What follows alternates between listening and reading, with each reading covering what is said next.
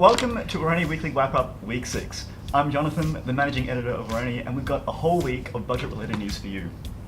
So the budget was released on Tuesday, with implications for students and ANU researchers.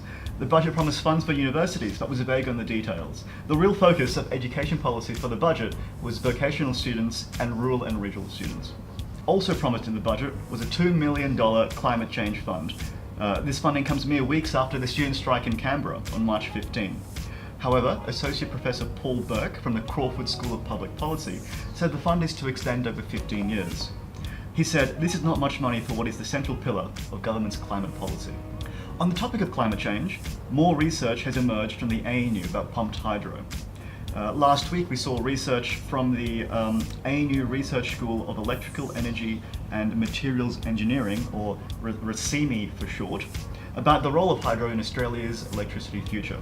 It found 530,000 potential sites worldwide for pumped hydro energy systems. Only a fraction of that is needed to support a 100% renewable energy system. On Friday, a rally took place for Canberran student facing deportation along with his family. Kinley was refused a visa because he's a deaf person. The Disability Student Association at ANU sent a contingent of students to the rally, with the situation being described as close to home for many ANU students with a disability.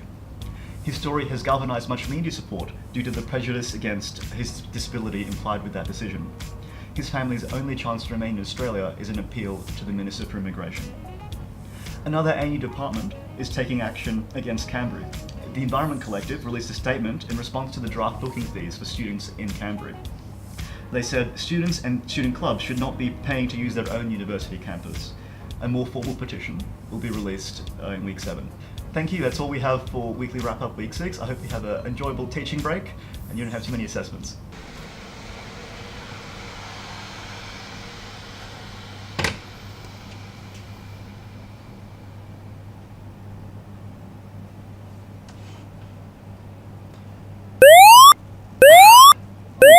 Emergency! Evacuate now! Evacuate as directed. Evacuate as directed.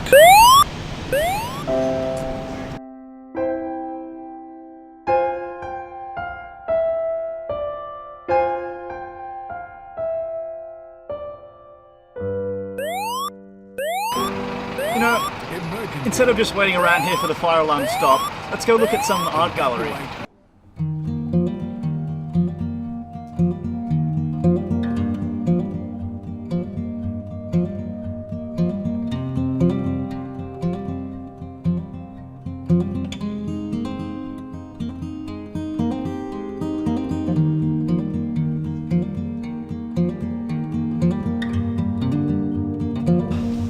This is the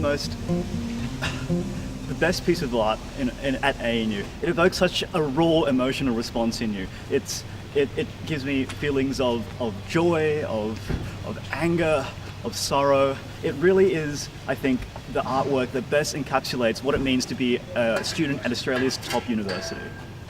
The form, the art, and how it's elegantly placed alongst the wall.